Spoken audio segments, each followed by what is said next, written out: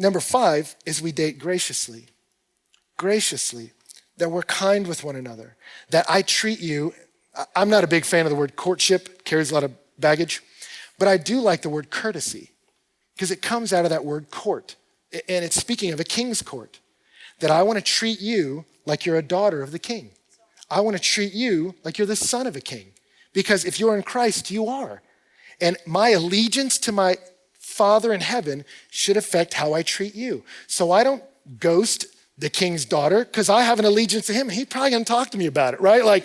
So I'm gonna treat her with honor. So I wanna treat you in a gracious manner, in a kind manner, that you're a better person as a result of intersecting with me, that I've spoken life-giving words to you. I've encouraged you, spurred you on towards love and good deeds, that you're a better person as a result of our connection. I want that experience with people, and just quite frankly, dating graciously, choosing to be kind, that is attractive. Proverbs 11 says, a gracious woman attains honor. And so ladies, I remember there was a girl I knew in high school and a girl I knew in college, and both of them were not the most attractive girls in our social circle, which I know is a horrible thing to say, but it's true. There were other girls that were physically hotter than them. But for both of them, it was a fascinating thing to watch. Guys were constantly hitting on them, constantly wanting to date them. Even non-Christian guys would be confused by it. They would just be like, I love you. And they're like, what am I doing? And they were just so kind. I remember one of them, we worked together at a restaurant, and she would just help people if they were struggling, clean up with their tables, even though that didn't benefit her financially. Her family owned like a peach orchard, so she'd bring everyone peaches. I don't know, it's just like a thing. She'd bring us stuff, and everyone was like, you are the kindest person, I love you. And like people were drawn to her because of her graciousness. It's a gracious woman that attains honor. And guys, Proverbs 19 says what is desirable in a man is his kindness.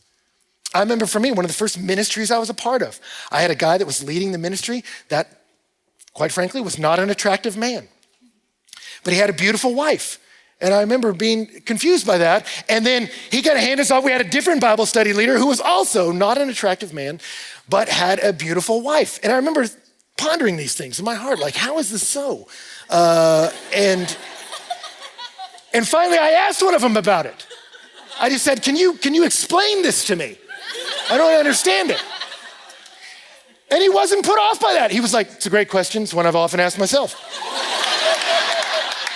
And he said, here's the deal. He said, he was like in his 20s, whatever, met this girl. She was gracious, kind, beautiful, amazing. And so he was drawn towards her. And he said, man, before I even had the time to process, I just walked up to her and said, hey, I'd love to get to know you. Can I take you to dinner? And she said, yes. And he was like, man, I had just worked up all this courage and adrenaline to do that. I came back to my room like, woo! She said, yes, woo! We're going to go on a date. I don't know what to say. Oh my God. And he started having a panic attack. He was like, no, batting out of his league. He was like, I don't know what I'm about to say. And he said he freaked out, didn't know what to do. He said, I did the only thing I knew to do. And then I don't even know if it's even right. He said he just grabbed a Bible off the shelf and was like, God help. And he read a verse, and it was Proverbs 19. What is desirable in a man is his kindness. And he said, whatever happens tonight, I will be kind. And that was his decision. They went on a date, went on another date, and then they were getting married. About a year into their marriage, he said they were laying in bed one night, and he looked at her and asked the very same question I had asked. How did this happen? And she said, I just remember you were so kind. You were so kind. And in that moment, he was like, I see you. Yes. It works. It works. That graciousness, kindness, courtesy, someone who's caring for you, that's what you want. And then number 6 is I think you want community. Community. One of the most dangerous things about dating today is we pair off too early and we do the entire process of evaluating in isolation. And I don't think that's the best thing. Proverbs 11 will say, where there's no guidance, people fall, but in abundance of counselors, there's safety. There's safety in having people around you who can evaluate if that's a good guy or not. And not just safety, Proverbs 24 says, with many counselors, victory is sure. They can help you. Hey, that's the right person. That is a good person. You need a community around you that you trust, not just of people that are just slashing off advice whose life isn't really working out great, but people that you say, this person has wisdom. They'd be a good counselor for me. I want them around this relationship. Tell me what you see. So for Donna and I, when we started dating, I remember there were people around that wanted to give us advice. They were so excited because I never dated and suddenly Ben was dating. And so they just wanted to take this little tender flower of our love and like grab it and make it grow and kind of spread out the leaves. And I was like, stop, it's fragile. So there's all these people I had to isolate from. But there was a few people that I was like, hey, I want you around us. I want to double date with this couple and I really want you to watch us and see, is this a good fit here? Is this the right thing? I didn't have confidence in myself to make that decision in isolation.